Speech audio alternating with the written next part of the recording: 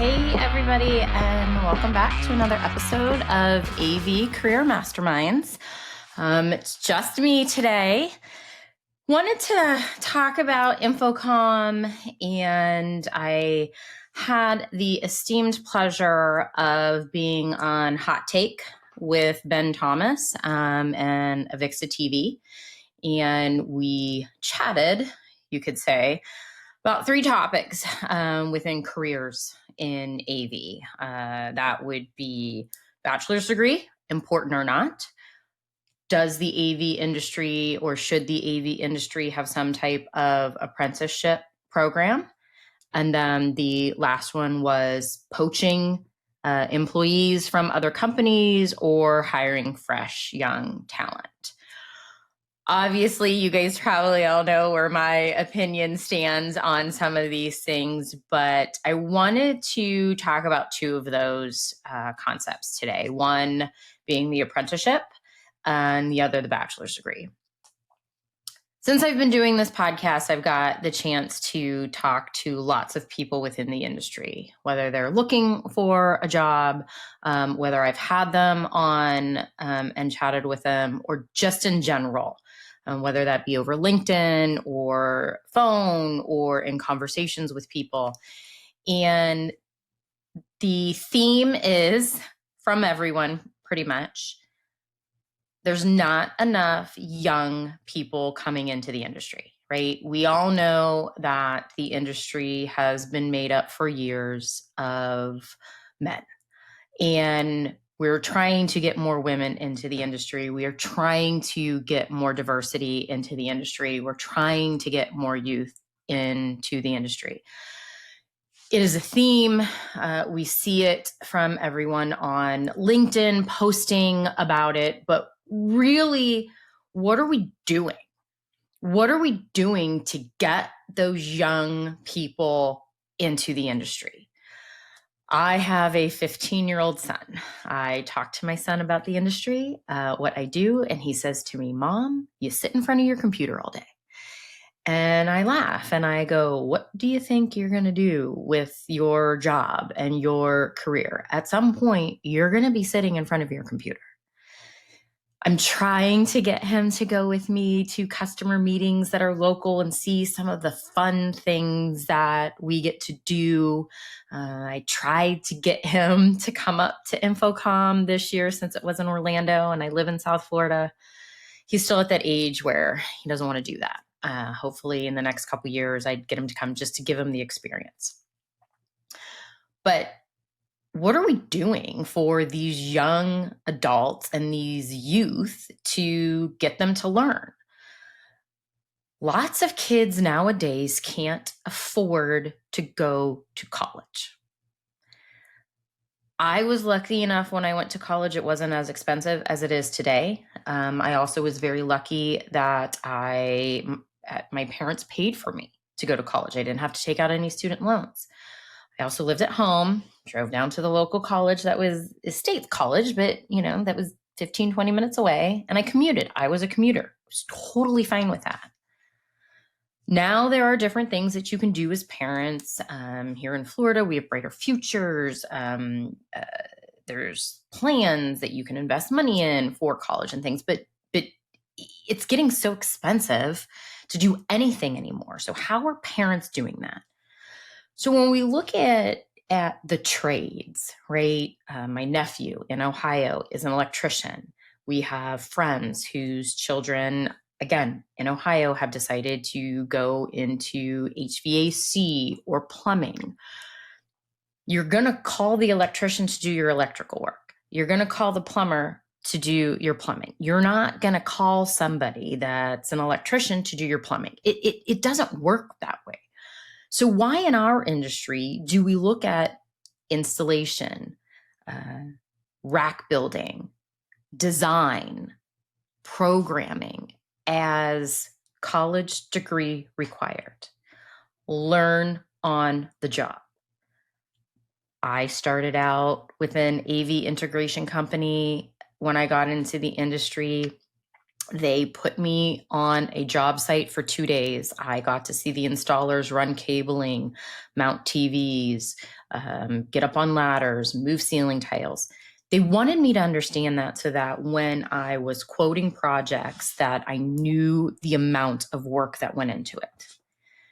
You hire somebody young to be an installer, you're going to partner them up with a seasoned installer, and they're going to learn hands-on on the job. Is that always the best thing? Because what happens on that job? Customer might come in and complain. There might be some type of a change order where you have to stop. You're on a time crunch and they're not getting trained the way we want them to. Maybe they're going to learn and pick up some bad habits. So what are we doing to help those young professionals, those students, that youth to get that hands-on training so that when they step into working for an integration company, whether that is pro AV, residential, live events, radio, doesn't matter, it all fits under the umbrella. What are we doing to get them the training? At my son's school, when you look up audiovisual, it's film. It is TV production. It is film. There's nothing that talks about what we all are used to as what we consider the audiovisual industry to be, which would be classroom installation and which would be conference room installation. Focus on film, focus on production, focus on lighting, which all of this is great because those students that are learning that can take what they've learned and transition it over if they don't want to get into film and they don't want to get into production and they want to do what, again, I consider we all think the industry to be. But where are we telling them that if you don't want to do this and you've got all of this knowledge, but let me help you build a rack, let me show you how to do some wire management, who's teaching them that? If you go back and you look at the recording that I did with Ben, we talked about this and he threw out YouTube. You can learn anything you want pretty much on YouTube, which, yes, you can.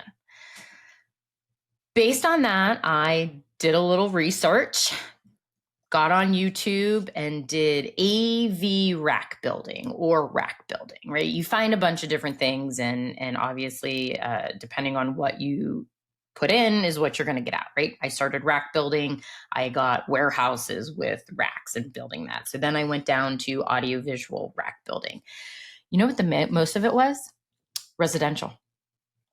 Most of the videos were very short, more like a TikTok kind of video, more like a 2-minute kind of video. Now, granted, I didn't spend a lot of time researching it, but it was all residential, which is great, which is fine. But there was nothing that I found in my short research. Again, let me preface that. I didn't spend hours researching it, but there wasn't anything that talked about what we do in our industry side of AV, right? I think you can learn it, but if you are building that rack with a bunch of different equipment, again, I don't know how to build a rack. I leave that up to my engineers. I leave that up to the designers and the installers that's what they know. I've always been in sales, understand the equipment goes in there.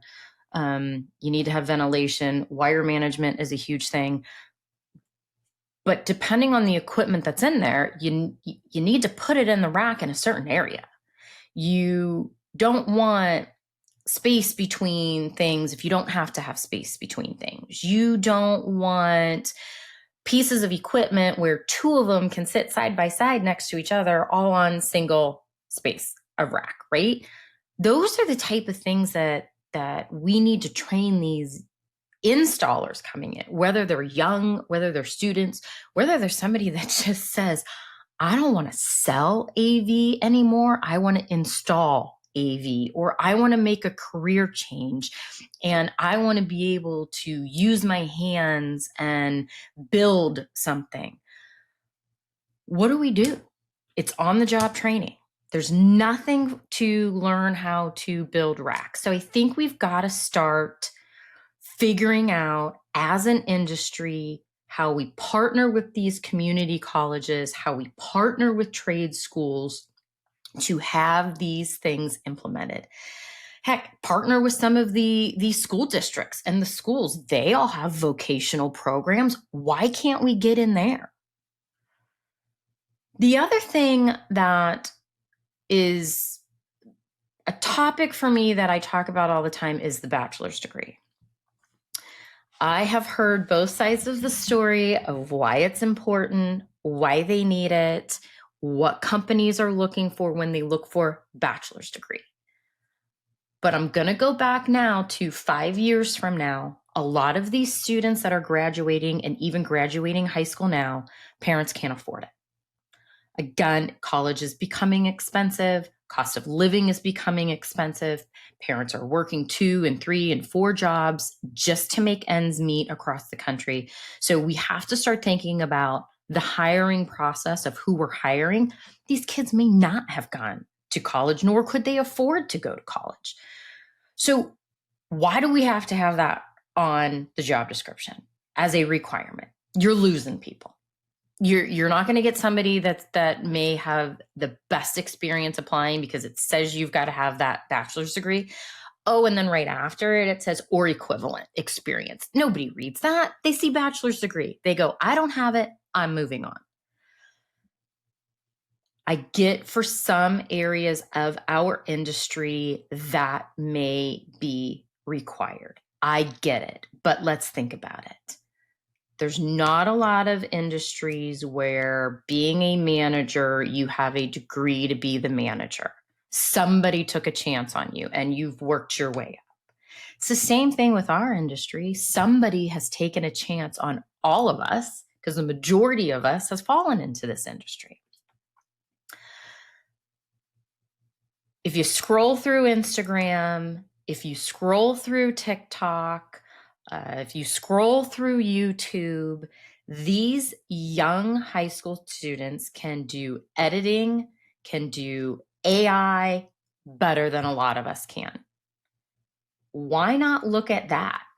Why not say, if you're hiring for somebody that can do marketing, look at a portfolio, look at what they've done on their TikTok or their YouTube channel, look at the editing that they've done.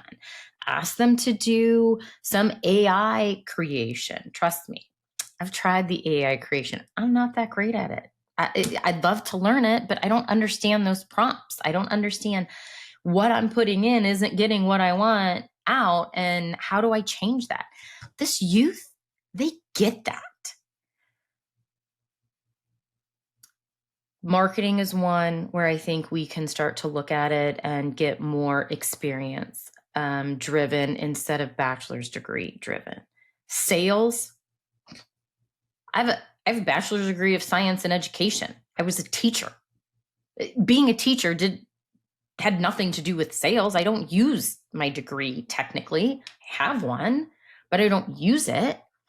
What I look at is the fact that in high school, I worked retail clothing stores and I worked at a restaurant at a golf course. I was a waitress. So sales, I had to sell clothes. I had to upsell my golfers. I had to understand and communicate with customers. So my bachelor's degree of science and education is not helping me in sales. Programming. The other thing is if you do Crestron programming, if you do Extron programming, if you're doing AMX programming, if you're doing QSys programming, they're all a little different. I don't think having some programming background in high school or a programming degree is really what you need. You all are learning something specific, right? Once you know one, I think you can undo the rest. I don't know. I'm not a programmer. But why can't we have a trade? Why can't we have a apprenticeship? Why can't we have a vocational program for these types of things? So kind of get off my soapbox here a little bit and say, take a look at the hot take I did with Ben. Let's drive this conversation more about how do we make changes in our industry to grow the people that are coming in, to come down to the level that most of our youth is going to be at, understanding that certain things ultimately have to change because we know there are not enough youth coming in to the industry as the amount of people that are retiring from the industry and deciding they don't want to work. And what happens? I know I don't want to work till I'm 80 or 90. Do you want to work till you're 80 or 90? What's going to happen if we're not talking to these young adults and getting them into the industry? Who's going to install? Who's going to sell? 10, 15 years from now, we may not have anybody. So I'm throwing the challenge out. Let's make a change. Let's figure out how, as groups and organizations and universities, we can help get more youth into this side of our industry, meaning not the student workers at universities or not the employees at the universities. Those are amazing. We love those, but we need to get to the youth. We need to get those student workers to say, yes, they want to stay in some area of the audio-visual information technology industry. It's a huge umbrella of things that we do. Let's make the change, right? One person takes one person. So let me throw my hands up and say, I'm that one person saying we need to make a change. Let's start to get some programs going. Let's figure out how we can reach these high schools across the country. We've got 50 states. How many different school districts are out there? How many of them can we reach? And how many of them can we touch? And how many of those young students, high school students, heck, middle school students, can we get to fall in love with the industry and make the commitment and say, yes, they want to be part of it. But we've got to do something, and we've got to start making changes. And if we all come together, I think that we can do it and make that change here in the next couple years. I really do. So challenging out all my friends over at Avixa and everyone over at Next Level Learning and everyone at any organization that wants to help. I hear you. We're all talking. Let's actually try and do something. And remember, we are all more than words. Make sure to take a look and a listen to all of my friends over at AVNation and take a listen to their podcast because we all have amazing things to say. Thanks, everybody, and see you next time. The network for the AV industry. What are you listening to? This is AV. This is AVNation. This is AVNation.